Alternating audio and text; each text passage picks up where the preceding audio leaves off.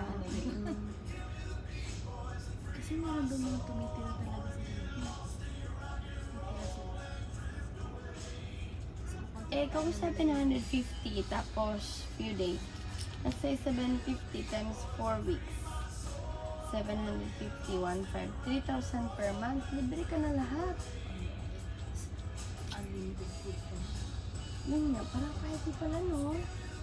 Isip mo pag nag-retire, sabi ko sa kanya, kung mag-retire ako. Kasi yung pension ko, papapahid ko na lang dito. Wala na lang Yeah, rent, electricity, mga bills ng utility bills. wala ka nang isipin na ganyan. Tapos nakaka-travel ka pa. What if, Kat? Wala kayong plan for Philippines pag retire nyo? Kasi pag sa Philippines, pag may as long as may bahay ka, wala ka nang yearly na, wala nang monthly babayaran. Hindi. Actually, maganda sa Philippines kasi yung pension na makukuha natin dito, malayo mararating sa Philippines. Yun nga, oo.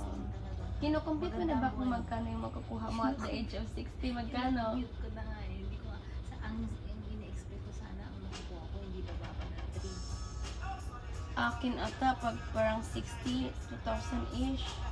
Tapos pag 62, magiging 3,000. Parang ganun. Parang Kasi ano, design, ini-urge ka to work ang ginagawa talaga. ko kasi, diba meron kami yung mas may kami, plus yung nakukuha ko kung as extension.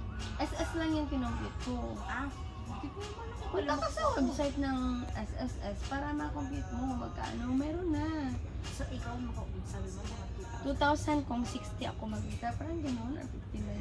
Parang early retirement. Tapos pag 62, magdagdagan ng 1,000. Kung 65, madagdagan another 1,000. Parang in-urge ka talaga to work. Pwede pa ako isip ko kasi alam mo, gusto ko sana mag-work. Kasi ang hulog ko sa Mass Mutual, matatapos ko by the age of 62. Tapos, after 62, wala na akong babayaran sa kanila. Pero ang makukuha ko sa kanila na pension by 65 na. Oo. Tapos, Kaya pa kaya natin magtrabaho at 60, 62? No? Kung ganito ang trabaho natin. physical kasi masyadong trabaho. Yeah, hindi naisip ko eh. Ngayon pa lang sumasakit na yun. Yeah, Sumasakit true. na yung arm ko. Kami talaga yung may mga portrait kami, grabe. 20 years pa ako mag-work. Kaya pa ba nakatawang 20 years? Tug pag max A lang patient, tug malaki, dalawa lang kaming maliliit. Ang sakit sa likod. Meron akong kasama sa work. Kasi 60 na siya. Kaya pa? Hopefully kaya pa natin yan. Pili-pili ni ate na. But then, good thing sa atin, we don't have kids. So parang hindi tayo talagang pressured. If ikaw, may chance ka pa. Malaki pa ang chance. Parang minsan ayaw ko na din. Parang minsan din maisip mo, o nga no, parang gusto ko rin makita kung ano yung mukha ng baby namin dalawa ni Boy. Yung naisip ko yan. Combination na. Pero minsan parang feeling ko stressful. Stressful na lang. Feeling ko, okay ako dyan pag yung trabaho ko lang siguro 8 hours a day, no? Kasi kung gusto may anak ka, tapos kita maganda sana kung part-time ka lang. Pag may anak ka. That's true, agree. Sana ko kukuha ng pera. Kasi yung iba kasi ginagawa, nagtatrabaho full-time, tapos kukuha ng nanay or something. Eh, di pinita nila wala kung na. ano, Ubus na mababayad pera nila mo. sa ano. Yeah. Andiyan naman sa parents ko to bantay. Pero feeling ko, kung mga anak ako parang dagdag gastos din. Kasi si parents ko patanda sila. Ako din in charge nun eh. Pero kasi nag-retire, yung retiring age naman, may makita naman sila. Wala yan. Unless si mama papa maglalag out, like mag-work sila ngayon. Si mama is okay kasi may natrabaho na siyang konti. Tapos by the end of the year, pa-file ko siya ng tax. Si papa din siguro ganun na lang gagawin ko. But ang mama mo ba, hirap Tagalog? Nako, since na dumating siya sa world na to, Sa world na wala sino bang kausap niyang Tagalog? Wala. Bisaya lahat. Sa province na lang sa Tagalog. Naku, magtatagalog ka dun sa uwi naman to. Nakapunta lang nila. Pag uwi, Tagalog na. kayo, ikaw, nag-aral ka. Hindi kasi nag-aral ako ng, like, but then, kahit may Filipino subjects kami, at school, hindi kami nagtatagalog. Bisaya talaga. Si Papa, okay. Si Papa, okay. Kasi medyo si Papa nakatapos ng 40 high school. Willing pang mag-college, wala lang pambayad. Si Ma'am, kaya na talaga mag-aral hanggang second year. High school lang talaga siya. Ayun ang natapos. Pero yung daddy mo nakag-adita college. High school. Anong high school din? Oo, ikakit na pero may Si Papa okay. Marunong si Papa mag-Tagalog. Kahit pa paano. Si Mama talaga ayaw. Sabi niya So, nga parang, English and Bisaya. Mom, no English. Bisaya lang talaga. Paano sa work? Yun nga, yun yung problema. That's the problem. Dapat dalawa sila as caregiver kung Kasi gusto may niya mag- translate. Oh, like, or kahit hindi mo siya masyadong kausapin, kaya naman yung trabaho niya, job niya. Siguro na lang dementia patient para hindi masyadong makikipag-usap. Kung magka-usap man, yes, yes, yes ka lang. Okay, yes, yes, yes, okay. Diba? Sabi nun, ba't doon yung dalawa? Wala na, siya lang kami dito. Sabi natin kailangan. Wala lang sinabing bawal tayo dito, Tsaka no? kung bawal mo, dapat may harang, di ba? Oo, dapat pinensya tayo kay kayong dalawa, alis kayo dyan, para lang kasi mayayaman dito. Ganyan nila ng harang. Kung man ang pagkain sa buffet. Pumunta pang court floor, chill man tayo doon. Pagkain sa window. Parang gusto ko ng ganito, Kat. Hindi kasi ako, wala akong bad. Parang hindi ako nagsusuka ng dahil sa aligalig ng barko, whatever. It doesn't smell bad. Sabi niya, Yeah, and this one doesn't smell bad. Ang sa probinsya talaga yung barko from Dipolog to Dumaguete, my God. The smell pa lang nakapasukan na talaga. Pero siguro kung masanay ka na, like, wala na lang. But ngayon ko lang na-realize ba, dito hindi talaga, wala akong na-smell. Maganda ang washroom. Parang gusto ko ng ganito, Kat. so mabait yung mga tao. Tsaka Tapos libre pagkain Tsaka parang lahat. hindi ka malulungkot kasi hindi mo makakausap eh. Yeah, oo.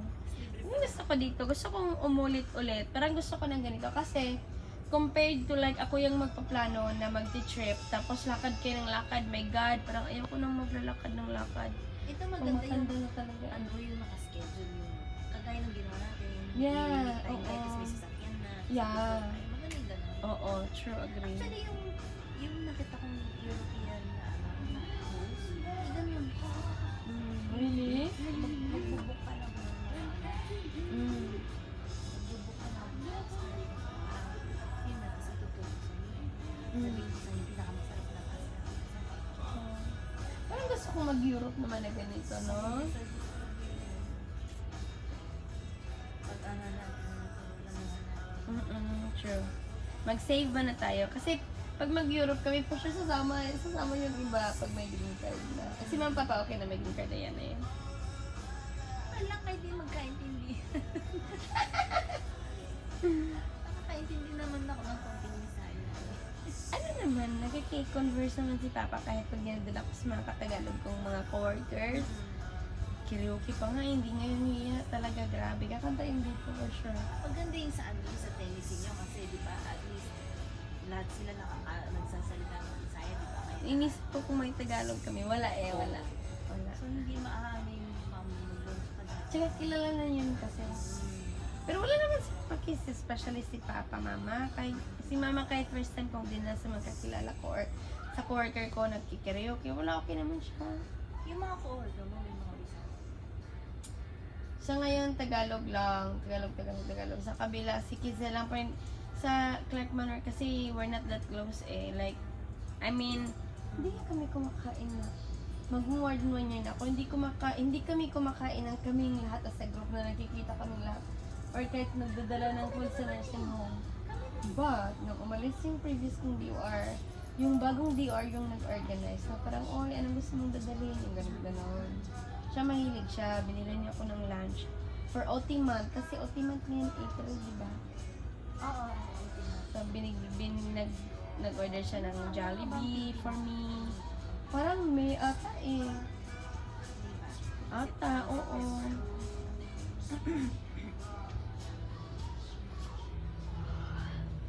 Astig yung ano ni ate dyan, oh. Doon pa rin siya. So, isa lang siya. Parang feeling niya ba like, you know, I own the barko. Siya naman isa.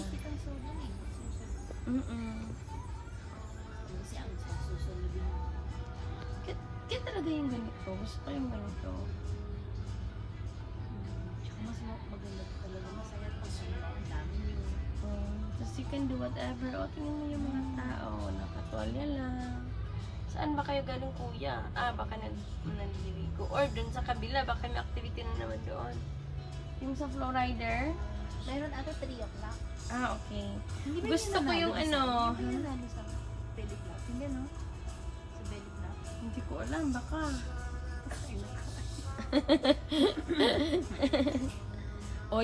Yan yung tour. Tingnan mo ka. Boat, butor.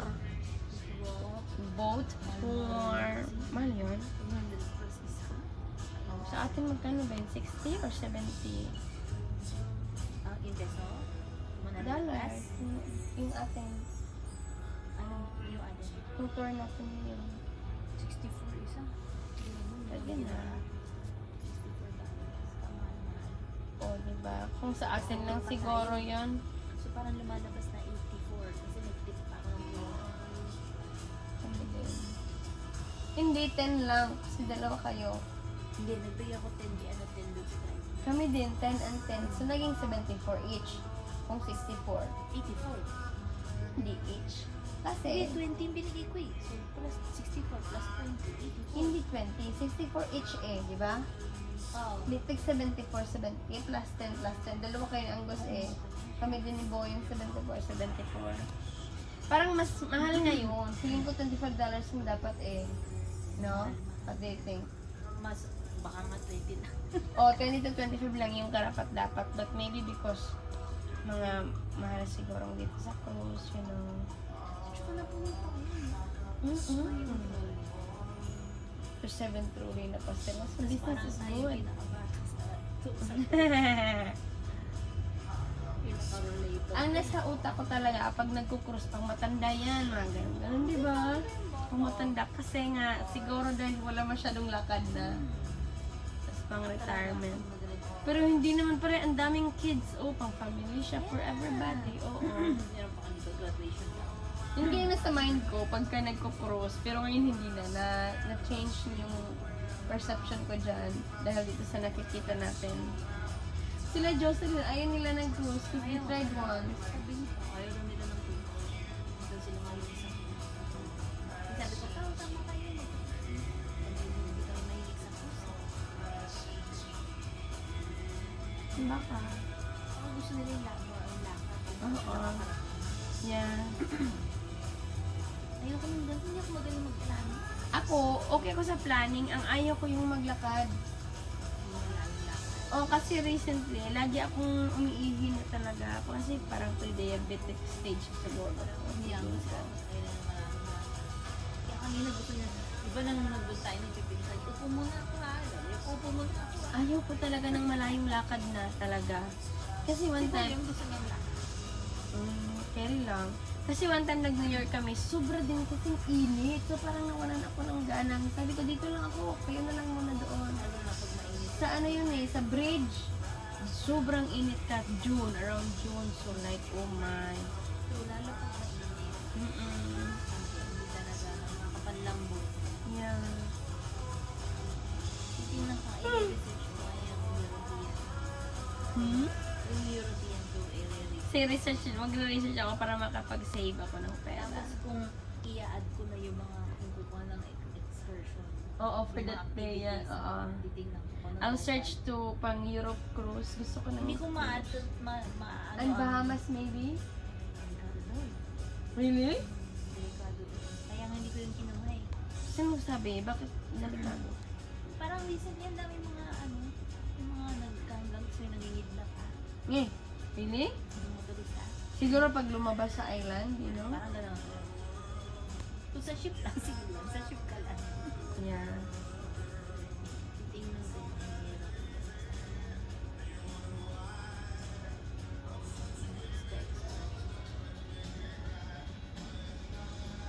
Di ba guys? This is our view. Kasi design, Mm. siya nag-mild lahat dito. Sabi ko sa kanya. Siya nag? Si Ambo siya nag-mild lahat dito. Sabi ko sa kanya. Otot ako ha. Close tayo. Sige lang. Okay. Sa next, gusto ko sa next event. Uy, ang pangit naman. Otot ako. Angelica. Uy, don't forget my ano, ganyan yung nangyayari eh. Ano ba layo?